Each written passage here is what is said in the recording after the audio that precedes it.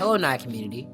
Get ready to relive insightful discussions, gain fresh perspectives, and be inspired by the wealth of knowledge our community has to offer. Let's dive into another episode.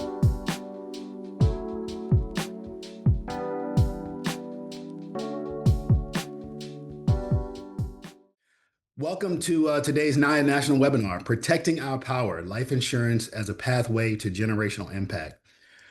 I'm really excited for the discussion today because, as many of you may know, this is Life Insurance Awareness Month. And we're gathered not just to talk about policies and premiums and death benefits, but really to honor a legacy of power, protection, and generational wealth that's actually really deep rooted in our community's DNA. When you take a moment and you think back to A.G. Gaston founding the Booker T. Washington Insurance Company in 1923 with $500, or Alonzo Herndon transforming Atlanta Life into a cornerstone of Black prosperity and economic dignity, or even Dr. Thomas Howard when he established Magnolia Mutual Life Insurance Company and hired a young college graduate by the name of Medgar Evers as one of his agents, which would expose Evers to the struggles of rural Mississippi families and fuel a passion for civil rights. All of those individuals understood something very profound. And that's life insurance isn't just about the policy. It's a declaration of faith in our families' futures. It's economic power disguised as protection, and it's the bridge between surviving and thriving. These giants of industry didn't just sell coverages, they sold hope, they built wealth, and they created pathways for generations to come. Today, we're going to explore how life insurance can be one of the most powerful tools we have for building generational wealth, protecting our legacies, and creating economic empowerment in Black communities. In this session, we're going to hear from industry leaders who are passionate about reshaping the conversation, breaking down those barriers, and equipping us with real strategies that we can take back to our clients, organizations, families, and communities. Before we dive in, let's go ahead and make this session interactive. Take a moment, drop in the chat where you're joining from. We'd love to see who's in the room today. And as we move through the conversation, feel free to share your key takeaways, any insights that you have as well into the chat as well.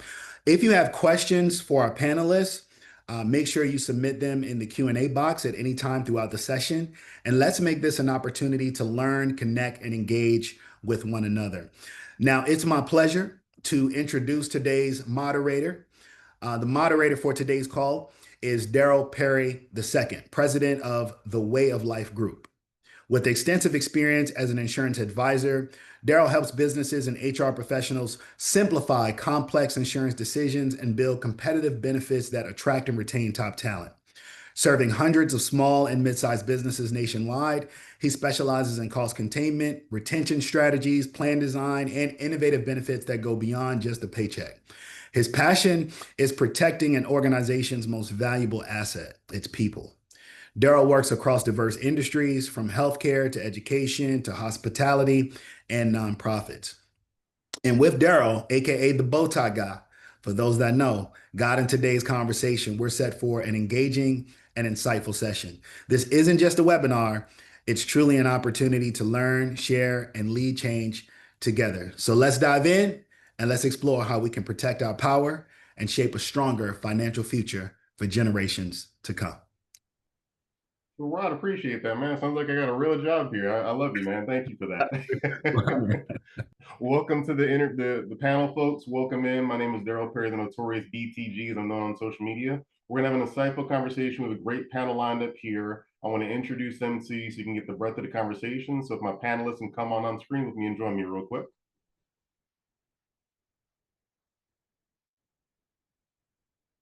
I'm going to read their bios. We're getting them loaded up here. So first up, we're going to have Kelli Glenn, a client executive of OneDigital based in Dallas, Texas, where she's known for building lasting client relationships and delivering strategic results-driven solutions with a proven track record of leading high-impact initiatives.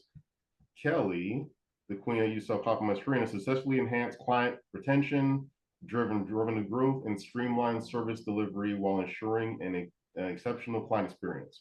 Working closely with leadership, she provides personalized support and confidently navigates complex challenges, making her a trusted partner to both clients and colleagues. Outside of work, Kelli's competitive spirit shines on the pickleball court. That's pretty awesome. Where her powerful backhand is just as impressive as her client success strategies. And also, you'll see this King Damian Solomon, a licensed agent with New York Life Insurance Company, dedicated to helping individuals and family achieve their financial goals and protect their future. He offers a range of products and strategies tailored to each client's unique needs, including college funding, retirement planning, managing long-term care costs, and creating lifetime income solutions. By taking a personalized approach, Damien works closely with clients to fully analyze their financial priorities and recommend thoughtful, customized solutions to build lasting security. So let's start with ladies first here. So Kelli, I know we read a little bio for you, but give me a little bit more detail for the people. Oh, you're on mute, Kelli.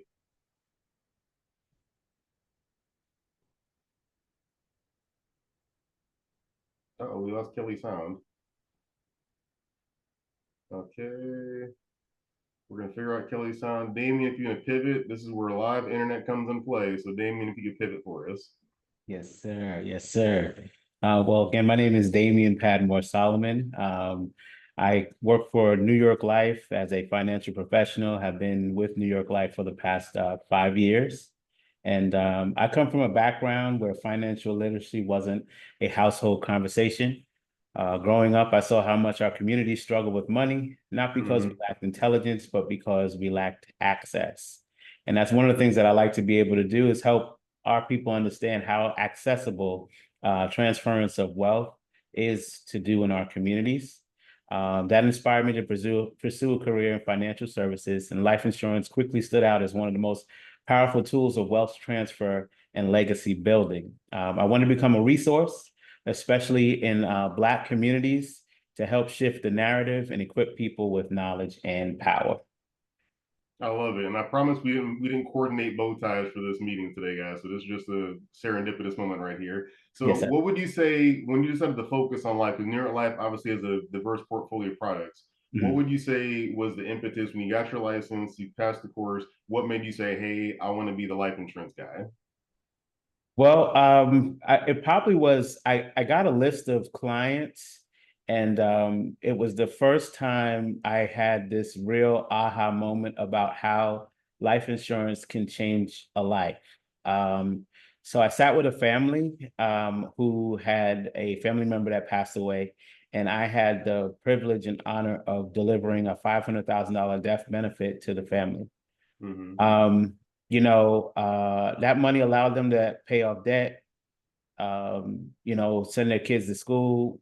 They made it so the wife didn't have to leave the house, and this was something that they were able to do, unfortunately with the passing of the loved one, but it helped them to be able to survive and thrive.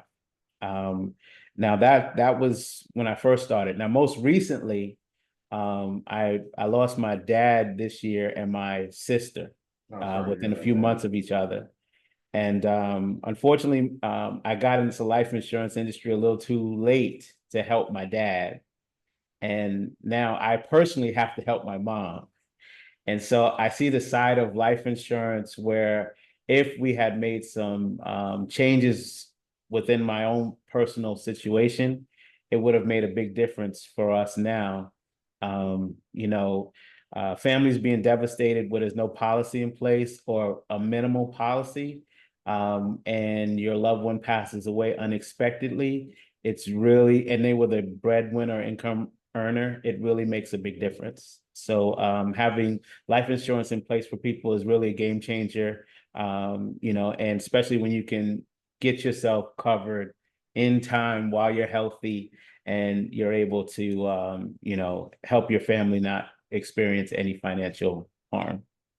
I love that. And Kelli, let's get Kelli in here. Kelli, your sound okay now? Can you hear me? There we go. Okay, I want to get a little bit more than the bio, because bios are fun and all, but the pickleball part caught me off guard. But give me a little bit more than the bio. What got you into life insurance?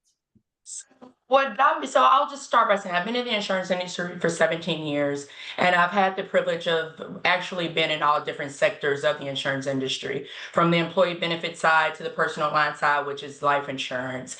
And what originally got me into the industry altogether is the ability to help people. I wanted to help people, especially people that look like myself, because we know all too often that it is, life insurance is something that is not talked about. I remember growing up, and there were several family members where we experienced death unexpectedly. And, I remember I had an aunt that literally had to go to take out a loan to pay for that funeral and cover those final expenses. And I thought that's horrible, because every time she makes a payment on that loan, she's going to be reminded why she had to take that money out. So I knew then that I wanted to be able to have these discussions to empower people, especially my people, so that in the event that something like this happens, that it's already planned for. I have a favorite phrase that says, Daryl, a plan, no, how does it go? No, it says no plan is a plan to fail.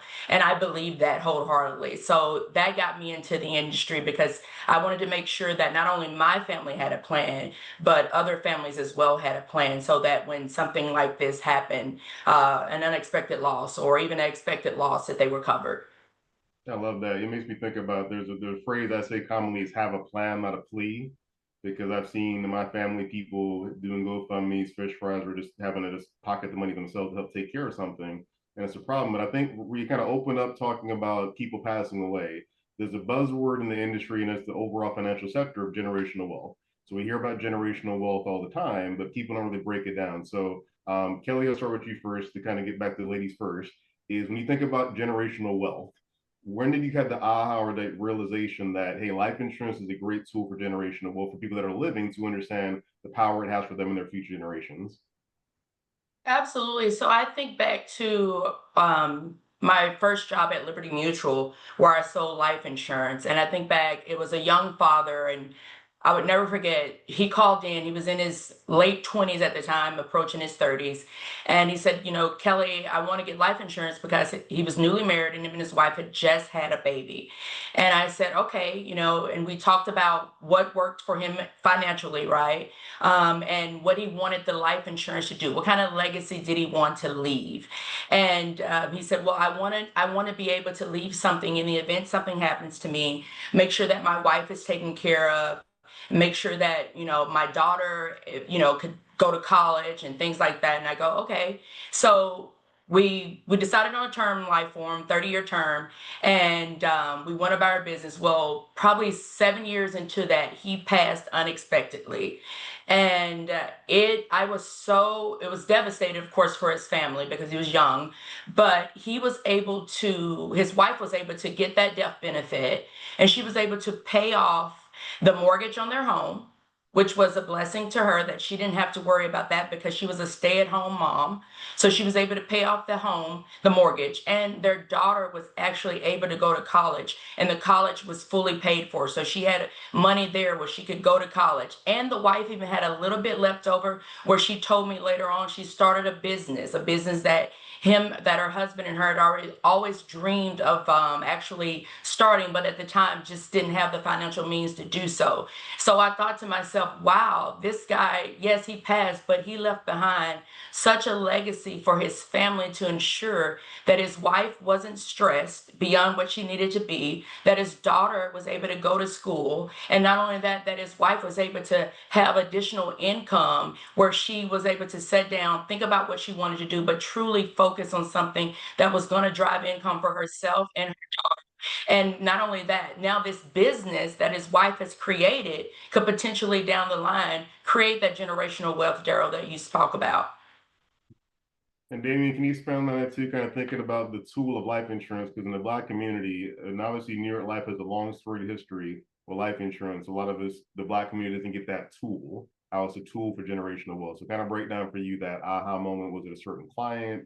Was it a certain situation that happened that made you say, hey, this is the tool our community needs? Absolutely. So, one of the things that I was able to do not too long ago was I sat down with a family, a doctor, and a lawyer. And they have a really good financial plan for themselves. They're really high income earners. And they wanted to do something or set something up for their children so that they're able to have their children transfer wealth to the next generation. And so we set up a custom whole life policy with a minimal amount of money. I mean, it was only about $200 a month. But for that $200 a month, paying over the next 18 years, they're able to make their children's children millionaires. It may not seem like a whole lot of money. In our community, some of us tend to think life insurance, in order to build that kind of wealth, it takes so much money. But if you plan ahead and you're able to get something started in a small way, it will balloon to what you need it to be over time. So, just think about this. A move I make today can make sure that my grandchildren's grandchildren have generational wealth. And that's just something that we haven't been doing in our communities enough. We see people in a certain generation that are, the money makers, the income earners, and unfortunately, they may not pass down a whole lot to their family when they pass. But having something that can continually make money for the family time and time and time again, and it's a tool that they can use and also have the next generation use and put in place, really is just something that I think will be primary in our communities. Our people perish because of lack of knowledge. And unfortunately, too many of our community don't look into these type of things in order to do something that will make an impact on their family for generations to come. Yeah, thanks for breaking that down. It makes me think about a friend of mine, Jay Bailey, has a saying that he says, plant seeds that will grow trees you may not get the shade from. And it's important when you think about generational wealth. Some people think about, well, hey, I won't be here for that. That's not for me. That's for the kids. But let's talk about reframing the idea of life insurance and not just a death benefit, because obviously the original life insurance wasn't term, but unfortunately most people only know term. So let's talk about how can we shift the narrative to a position of living benefits, of things we can live right now. Kelli, what do you think is what we can help shift the narrative of life insurance isn't just about dying? Well, Daryl, I think you said it best. Life insurance is not for the person that's dying. Life insurance is for the living. So I think it's how do we reframe that conversation? And I think we have to start to lead with empowerment and not fear. We don't like to talk about death because we're initially, we think, oh, don't want to talk about it. I know it's going to happen, but I just don't want to talk about it. But we have to plan, because once again, not having a plan is a plan to fail. So reframing that conversation. And then I think we have to ask ourselves, what kind of legacy do we want to leave? And I think we have to start there, because that's where we initially get all the answers we want. And we have to think about this from a standpoint of, this is something that I'm leaving for my children, maybe for their children. And that's where I think we can start having the conversations. Damien, how about you? Reshift the narrative, because you young folks don't like talking about dying, so we got to figure out how to change the conversation. Right. And I think it's just a simple matter of changing the conversation from fear to strategy. Life insurance is not just about dying. It's about living better and planning ahead. Products like whole life, index, universal life, they can be leveraged while you're still living. I mean, that's why it's called life insurance. And you can borrow cash against it and use it for retirement planning. I mean, think about how many people in our communities have jobs that they work on 30, 40, 50 years. They have no pension, no real 401k, no, financial strategies in order to be able to help themselves when they get into their later years. Life insurance is that tool. And if you get started early enough, you certainly can use it as a means to be able to support your life for the rest of your life. And when people understand that it's a flexible financial tool, they begin to see it as a foundation and not just something to fall back on in case the worst thing happens. You may live a long, long life. And if you live a long, long life, you're going to need money, especially in your later years, when maybe you can't work and you're on Social Security and all those things, things that you do now in your young working years can be seeds that you can plant that will benefit you to have fruit in the later years. I love that. And it makes me think about you hit on a couple of different types of insurance. We mentioned term already, whole life, index universal life. There are different tools out there for people, and each tool has a purpose. It makes me think about when I first began my career in 2013. I wrote a policy probably in July or August of 2013. And then right around February of the next year, I got a text message from the mom of the policyholder saying, "Hey, support my son's episode on First 48." And I was like, "Your son's episode on First 48." So I called her and she said, "Oh, unfortunately, my son lost his life. He was at a friend's birthday party, wrong place, wrong time. He's 26. He was engaged to be married." And the sales pitch I did was basically, I was writing benefits for their daycare, and he was one of the employees. And I said, "Hey, do you need life insurance?" Like, it was not a fancy pitch. It was literally my first client. So I asked that question, and she's like, "Well, he's engaged to get married. Let me get him a policy so his fiance doesn't worry about it." 9 months later, wrong place, wrong time, I had to use that policy. And it let me see the impact of generational wealth, because mom didn't have to do GoFundMe.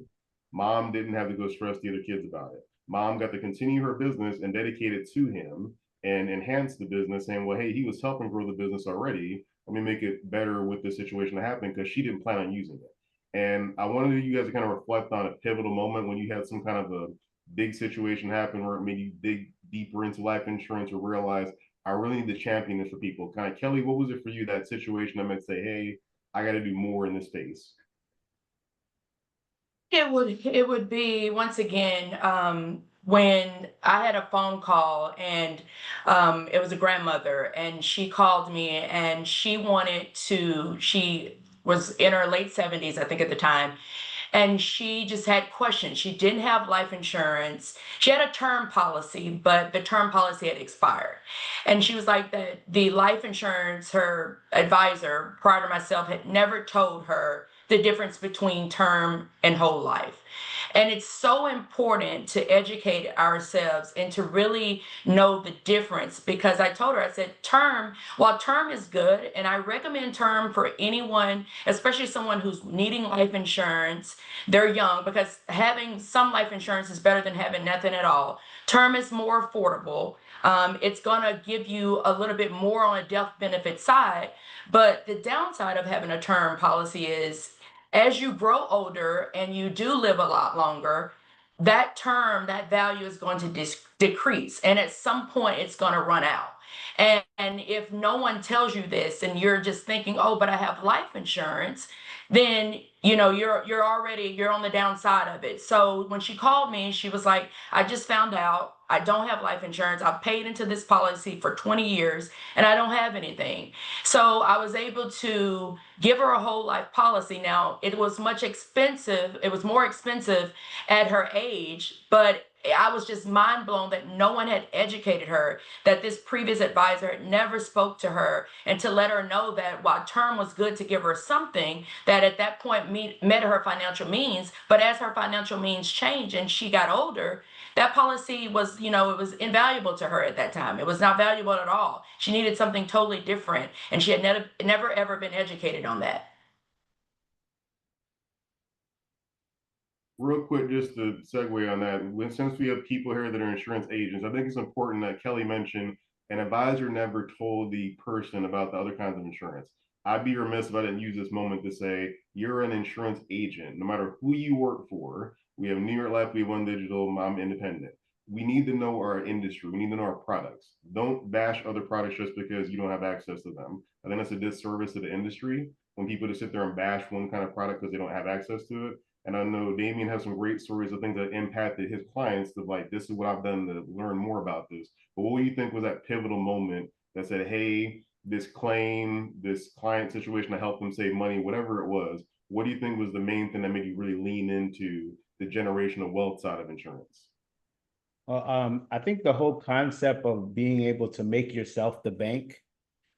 So many times we have situations where we have a need, and maybe because you don't have the best credit, or you're not, in a good financial position, things happen. So I had a client that had a child, which had a car. They got in a car wreck, and they live here in Georgia. And most time you get in a car wreck, what the first thing they're gonna do? They're gonna total out the car. So here the client is, she needs to buy a car for her daughter. She had set up a whole life policy for her daughter some good maybe like 10, 15 years ago. And she had over $30,000 of cash value in the policy. So she needed to buy a car. Wanted to buy a car for cash. She was able to go into her life insurance, borrow the money out of her daughter's policy, and pay it back over time. It made it so that she was able to take more control over what happened in the situation because she pre-planned and was able to put something in place so that she would have resources that she could use today. I have a host of different situations like that. And you are right. We can't just be a one-stop shop. I understand certain policies are easier to sell than others, but not everybody's situation is the same. And, if someone needs long-term care, an annuity, disability insurance, term insurance, whole life insurance, to be able to offer these things to fit a person's unique personal situation, because not every policy, not every, life insurance is a one-stop shop, and it doesn't fit everyone's needs. And being able to explain fully what each policy does and how it can impact your life by showing, hey, term, if you got these big expenses now over the next 20 years, you need a term policy to make sure if anything happens to you, that you're able to take care of these big expenses that you have. But once you don't have those expenses anymore, if you're able to get into something like a whole life that's going to follow you your whole life and give you money that you can build up over time, you can actually even do both at the same time if you'd like. And a lot of my clients take that option to layer their policies so that they're able to take care of two things at one time: build wealth and also protect their assets and their family in case the worst thing happens. Perfect. I love that you can touch on a story of somebody using the cash value, because often we don't hear those stories. And that leads me to a good question of, when you think about long-term empowerment, I think often in the Black community, life insurance, we have a checkered past where sometimes we couldn't access certain policies, claims were changed right before the last minute, before civil rights kind of made that illegal to do that. But we don't really have a strong empowerment in our community when it comes to putting these tools at certain times, of like you mentioned, term and all that. So Kelli, when you think about long-term planning for your clients, what are some ways or tools you've used to help empower people with these decisions to say, hey, this is a good decision you're doing? What are some tools, books, or techniques you've used for that? Got start with, first of all, the client's goals, right? And not so much the products. What do they want? Why do they want insurance? I mean, what do they want the insurance, I should say, to do for them and their family? If it's, if they want something short term, if they want something to protect mortgages, then I know term. If they want something more permanent to build those cash value that we talked about, whole life or maybe even universal life. But I start with a needs calculator, because that needs calculator is going to show them how much they need based on their income, their debt, and even their future goals. And then I design a conversation and a product around that. Perfect. And Damien, how about you? You mentioned the woman that got the money out for her car. Obviously, that was a 15-year play that became real life. But when you go beyond that, like, how do you keep somebody still empowered years and years and years into a plan you gave them? Well, I agree. You always do want to start with a goal. And I think if you have your goals in mind, what is your ideal situation? What legacy would you like to leave for your family? And so from there, I can break down the main type of policies, whether it's just whole life term, universal life, or even if, maybe long-term care or some other type of tool is better used in that particular person's situation. Maybe they have a large 401k that they want to roll over into an annuity and set it up as a pension to pay themselves for the rest of their lives. I try to use real life scenarios to show how each policy works over time. I use stories like the one that I've used about the clients that I have. But I always feel like educating your client first is the best way to empower them. If they really know why they're doing it and how this policy is going to make an impact on their life, they feel confident in making long-term decisions. And I think the more you let your clients know about what it is they're getting into, the better they're going to feel about saying, hey, yeah, you know what, this is the right thing to do because I know this is going to give me the protection I need. It's going to give me the financing I'm looking for. It's going to be a whole, it's going to protect my whole situation. And just lastly, I'd just like to say, if you're going over a bridge and you're trying to go over that bridge as fast as you can, and there's no guardrails on the bridge, you're not going to go over the bridge very fast. But if you have the education and empowerment tools, which act as the guardrails to wherever you're trying to get to, you can go as fast as you want. And I think that's one of the things that a lot of people don't have. They just look at life insurance as one thing. But if you can educate them, you empower them to be able to make those long-term decisions that they can just go as fast and as long as they want to. And it just makes them understand how much value you have in their life because you are able to give them tools to help them to be able to work out their lives. Yeah, it's funny as you mentioned that I do a series on TikTok sometimes where I'll show a thrill seeker doing something, and then I'll put the caption, they must have really good life insurance because, much to your point, going over the bridge, you're like, I'm willing to do anything. I got this great policy, so if something does happen, I'm okay. But speaking of TikTok, for the young people out there, the insurance industry is kind of an aging industry, so there's a change of the guard happening right now.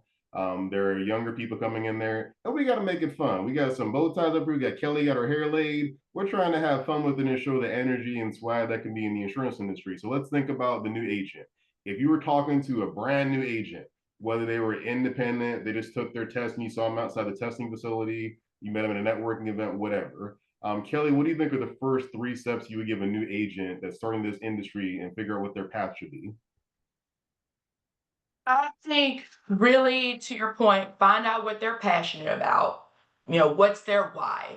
Because we all have that why. What was their why to even want to get in the insurance industry? What they're passionate about once they're in the insurance industry, and what are they going to do to promote themselves and their passions and their goals so that they can educate the community or the people that or their target audience, I should say, that they're going after. All right, how about you, Damien? The first 3 steps is say, hey, you just got that license, it's fresh in the mail, or you download the image for it. What are those first 3 steps you give a new agent? I agree. I say know your why. The second step I would say is educate yourself on what it is that you're doing. So this way you can give your clients the best tools possible to help them. Don't fluff your way through life insurance. You're dealing with somebody's financial picture, and you want to make sure that you're putting them in the right place and in the right time. And then lastly, I say, be a human being. Just be a real person. Don't be a robot. Don't try to talk like you know something you don't know. People buy from people they like. They buy from people they can relate to, and they invest and believe people who can make a connection with them. And I think when you're new, sometimes you hear a lot of things, but if you're just a real person, I think that resonates with clients more than you trying to be this, robot advisor, and don't be weird, don't and some people when they get into the life insurance industry, they get a little weird. And if you can get past that, I think you'll have a good career and you'll be able to make a big impact on your clients. Yeah, I agree with both of you. Be yourself. Don't try to sound like somebody else. Like I rap on LinkedIn because I'm a huge rap fan. As you can see my background. But I do recommend for the young people to immerse yourself. Go ask your chat GPT What's better? Like ask that because it'll give you a general idea just to get some concepts and then go immerse yourself. Go study people. The people on this panel, NAAIA is a great organization to help you just learn without pushing a certain product on your certain carrier. It's just to learn, so immerse yourself. But speaking of immersion, the Black community is obviously a focus of NAAIA. So we're thinking about what are some changes that you guys see coming in the future that can better support economic empowerment in the Black community. I'll start with you, Kelli. I think the more that I see a lot more investment into financial literacy, right? And once again, even into the education portion of it, as we just continue to educate ourselves, whether it be through CE credits, whether it be through going to, additional, getting your LUTCF designation, which is the Life Underwriter Training Council Fellowship designation. So keep learning. I know myself personally, I'm always trying to learn, continue to learn, educate myself so that I can educate other people. And then just to continue to promote ownership and wealth transfer. Like I said, I don't think it's talked about enough within our communities. So just to continuously promote the ownership and wealth transfer and continue to just expand on your topics, expand on products, and invest in financial literacy. I'm with you. You got to talk about the problem to fix it. You can't just sweep it under the rug. How about you, Damien? The future of the insurance industry, changes you see coming that can better support our people's economic empowerment. Yeah, so I like to see more representation, more Black advisors, more Black underwriters, more Black leaders who understand our culture and the financial realities that we as African Americans face. Within the company I work for, there is another group within our company that is just all, Black advisors, and we all support one another.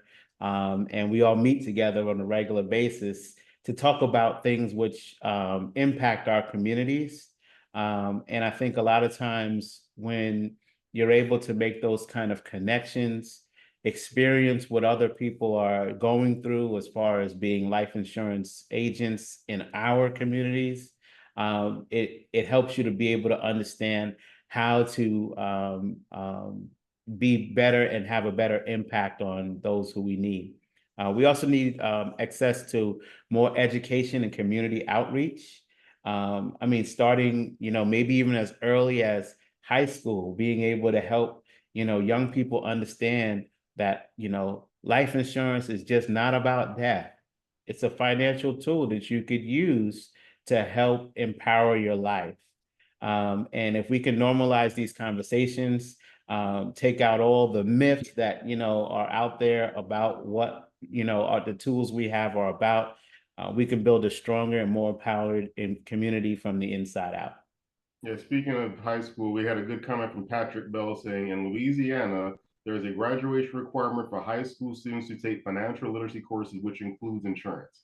I love that. I wish I had that when I was in school. Oh, no, Candace said Florida has it too. See, when I went to school, we didn't have that conversation. It was all figuring it out. But I want to mention something while we have a melanated, room here. I had a client years ago that was having a staff meeting. It's a restaurant here in Georgia. And their staff meeting, the owner said, hey, if all of us had $1 million life insurance policies, do you think police brutality would be as common? And the room got silent because they're like thinking about it. Like, yeah, if every one of us had $1 million, even just term policy, and this is the owner of a restaurant. This is not a financial advisor. This is just the owner that is heavily in the Black community saying if all of us had $1 million policy, would there be so much police brutality? And then after they thought, it said, nah, because they don't want to make us, transfer that wealth. So I want to challenge everybody watching this. Either you're an agent, you're an underwriter, you're just a person that has heard this information. I would challenge you to make sure you talk to your family and friends. Because my own father, as a military veteran, did not know about life insurance until my mom passed in 2021. That's when I told him the difference in whole and term. He didn't know the difference. He, as a soldier, they only showed him term as a 19-year-old during the military in the 80s. So this is something important to talk to about, because even if you have the same job, most Americans, I think about 65% rely solely on workplace insurance. 65%, which if you guys don't know, when you leave that job, it doesn't go with you most times. So we would be remiss if we didn't tell you, hey, you have life insurance for your job, great. You need your own policy that you control, that you have ownership of. That way, if that place closes down or you're let go, you're still covered. But I do want to get to the Q&A part. We have a lot of questions here. Let's start out with some of these. Now, for full disclosure, if we're talking like ages and stuff, we're probably not going to be able to get into that for like a certain age to recommend. So for people that are in the chat that are asking about a certain family situation, you might have to filter that through NAAIA for one of us to answer you, just because I don't want to get into particulars of an age to do that. But let's do right here. In other words, are you ever told to wait? Are you ever too old to decide to pick up a life policy? There are people and clients who think they're too old to start a policy. So let's start out with Kathleen's question. Damien, you start that one. Is there ever too old to get a policy? Yes, there are certain guidelines within the insurance industry where you do get a certain age. A lot of companies between the age of 80 and 85, most companies will not underwrite you. There are companies that do work with individuals that are a little older, but you do want to try to make sure you want to protect your family before they reach a certain age. So it certainly is age related. I mean, that's actually the only factor that impacts your insurability, your health and your age. So there definitely is a cutoff for many policies out there, but not every company is the same. And so the earlier you can work with your family, friends, loved ones to be sure they get insured, the better. Okay. And also, the older you are, the more insurance is going to cost, no matter what type of policy you get. Yep. And then Patrick had a good question. Can someone touch on key person insurance for those that own a business? So Kelly, I'll give that one to you. We talk about key person insurance for those that are new to the industry. That's basically insuring a key figure at a business. But Kelly, if you can break down key person for Patrick. So I'll just say you're exactly right, Daryl. Key person insurance is for a key person. Typically when I run into key person insurance, it's if you're dealing with a company and it may be their CEO or someone in the company that is substantial, where if they were impacted by that person's death or that person went out sickness or anything for a long period of time, that the company would be impacted. That's when key person insurance is talked about. Yeah, here's a good question here from Catherine. If you have other investments and saving, is it necessary to have life insurance? This will be a fun one. If you have other investments and savings, is it necessary to have life insurance? I guess all three of us to chime on that, but Damon, you kick it off for like a minute. Okay. So I never compare an investment to an asset. Life insurance is an asset. It's just like you wouldn't compare, home ownership to ownership of a vehicle. They're two separate things. So you always can make more money with investments, but life insurance is not an investment, it's an asset, especially a whole life policy. And so if you're a type of person that likes a lot of risk and you have a large time factor to build that wealth, and you're just thinking about what you're investing into your vehicles to make your money, that's great. But if you, let's say, have a long-term financial plan and you start today and you're investing a minimal amount of money, the one factor you won't have is what you would have with life insurance. If you took $200 and put it into an investment account, the only thing you'd have in that investment account is $200. But if you took $200 and put it in a life insurance policy, whether it's a term or maybe a whole life, depending on your age, you could have $100,000 to maybe $200,000 that you would pass along to your family. So the question, I always have two separate conversations when it comes to investments versus life insurance, because it's like comparing an apple to an orange. One's designed for one thing, the other is designed for just personal wealth and growth. And so that's just where you have to kind of, sparse that conversation and make sure that you explain to your clients and to your family, loved ones, and friends, you educate them on the differences. Okay, and Kelly, how about you? Somebody tells you, hey, I got $1 million in a CD. I got $1 million in my savings account. Do I even need life insurance? What would you kind of say in that conversation? Yes, I would say the same thing, Damien. Life insurance is an asset. And we go back to creating generational wealth, right? So life insurance is an asset.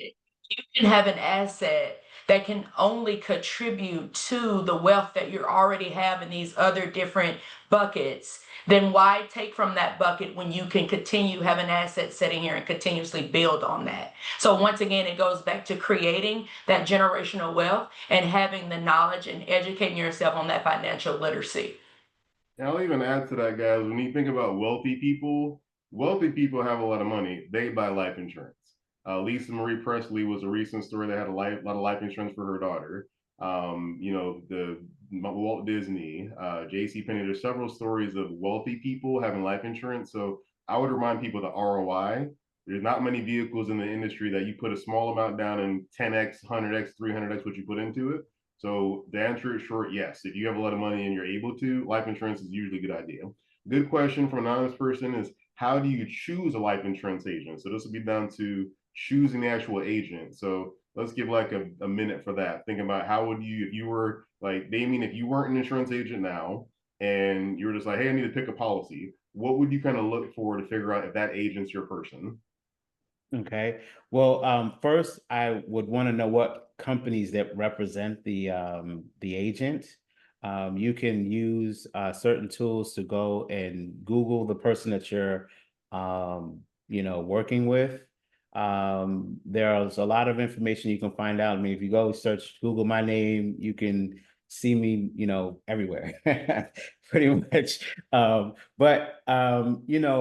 would want to, like I said before, I want to meet with a real person, somebody that I feel like I would invite to the cookout, someone I would invite to, my family event, someone I would invite to my wedding. Wait, are they Um, cooking you the know, food too, or are they just showing up? Are they cooking too? they might cook a little something too.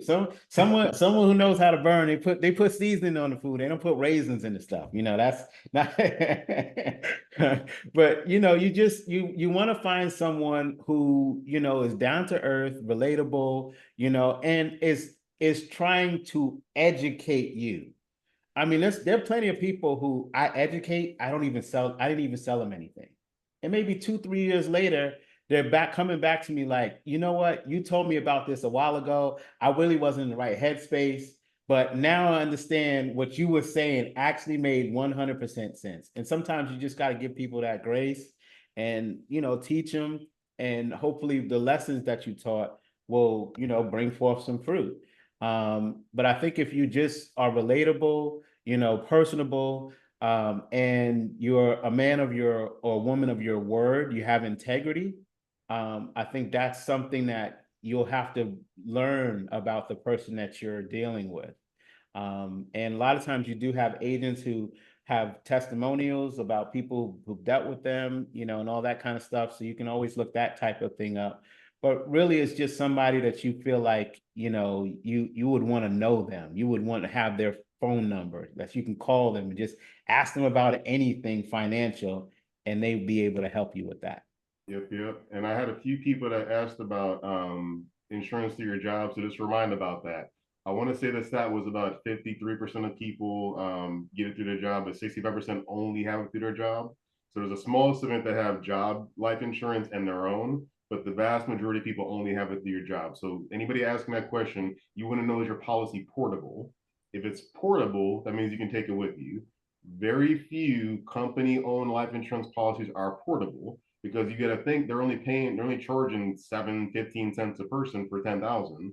So the insurance company's like, we don't want to keep that going when you leave the job. We give that as a deal because we're getting 200 people to sell it to. They don't want to keep that. So just keep in mind, if you have a policy through your job, you want to make sure you get your own. A question I have for Kelly, though, right over here, is a question about pre-existing conditions. So our communities tend to have pre-existing conditions, diabetes, cancer, hypertension. Maybe the best kind of policy, but she has her medical exams always necessary for that. I'm sorry, what was that, Daryl? Oh, Is the medical? yeah, our medical exams always necessary for those that have family that have health issues. Our medical exams always necessary. Yes, most of the time, medical exams are going to be necessary. Now, sometimes it does depend on the amount that we're speaking on for insuring, for getting the life insurance and the amount. But most of the time, if you reach a certain threshold, I think it's $25,000 and more. Most of the time, you're going to be asked to complete some type of a medical questionnaire or medical exam. All right, perfect. And then somebody just asked, back on education, what is the best type of policy that you'd recommend to address funeral costs and other home costs, mortgage pay up, college, etc., whole life return? So anonymous, that's without age, that's kind of tricky. But I will say, going back to Damien's point, when you're looking for an agent, something like this, looking at NAAIA's directory, looking on LinkedIn, look on online, but then after you find them, see if there's a consistent pattern. I've noticed a lot of these social media agents will just bash one product to bring people in, but then they don't really educate on, well, why did you say that was bad? Oh, just because that's all I could tell. Like there's really not a lot of education. So much to Damien and Kelly's point, showing longevity in the industry. The new agents will have a harder time with that because they don't have the years, but lean on your team. If you have a team, look at that. But I would highly recommend look at how they move. If they're not online at all, it might be kind of like, hey, you just started, you don't know what you're doing yet, you're not proud of what you're doing. I'm very proud of what I do. Everywhere I go, people see me and they know me. So that's something I care about. That when I see you in the streets, will you throw an apple at me? Or will you be like, hey, what's up? So I want to be the second, the what's up guy. So keep them on. You're looking for insurance agents, look for their online platform. Also, a question that we had right here. I already have a whole life policy and a term policy at work, but thinking about a separate term policy for myself. I'm in my 50s and want to know what is the best type of term policy to purchase. So I guess Damien, I'll go with you on that. How often do you recommend a term policy for a 50-year-old? Generally, I don't, unless there is some financial situation where they need an absorbent amount of money, because I don't want them to outlive their policy, essentially. I mean, but each person's situation is going to be a little unique. And with term policies, like Kelly said, they're generally going to be, so the older you are with health concerns and things like that, I probably would want to push you more towards a whole life policy. But to your point also about Daryl, about portability, the one thing you also have to take into consideration with portability is what changes happen after the policy becomes just yours. Because what ends up happening with many times, you're getting a group benefit when you're with your company, right? But then when you have the policy and it's with the same company or with the same insurance company, but now it's just on you, the price goes through the roof. So all that savings that you were getting by being with the company, now that you're no longer with the company and you're trying to port your insurance over, you got to know what changes are going to happen. Because and this is also important too, because a lot of people spend 30 years on a job, and now 30 years later, you want to make sure you have your insurance. You need to make sure that you do something when you're younger, that's helpful. I'm not saying once you get 50 you can't get insured, or that you shouldn't get insured, or that you shouldn't get term policy.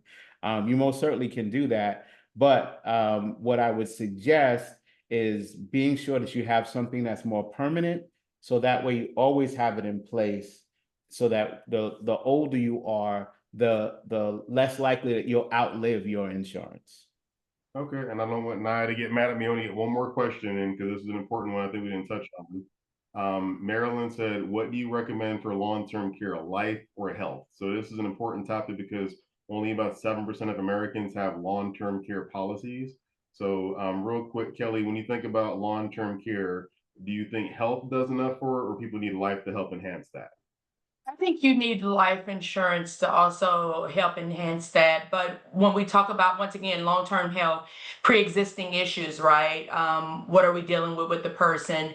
Are they able to even, are they insurable at that point from life insurance?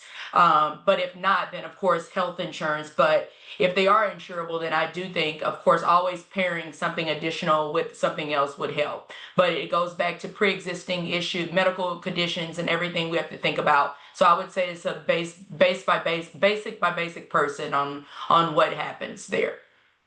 Perfect. Well, I appreciate you, King and Queen, for giving us the time to talk about this. And for those that, like I said, if you're an agent, if you're looking to become an agent, if you're an underwriter, remember how important what you do, the work you do is. Most of this country would be decimated without insurance, and even including life insurance.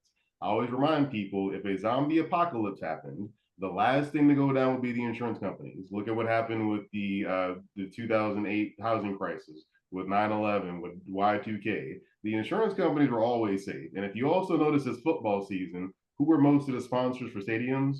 Most of them are insurance companies. So it lets you know that's a strong vehicle. I appreciate NAAIA for giving me the chance to moderate this panel. I'll pass it on over to the organizer there. Thank you for watching this flashback episode with NAAIA. We appreciate your time and hope you found the insights valuable. Stay tuned for more enriching content. Until next time, thank you for being a part of the NAAIA community.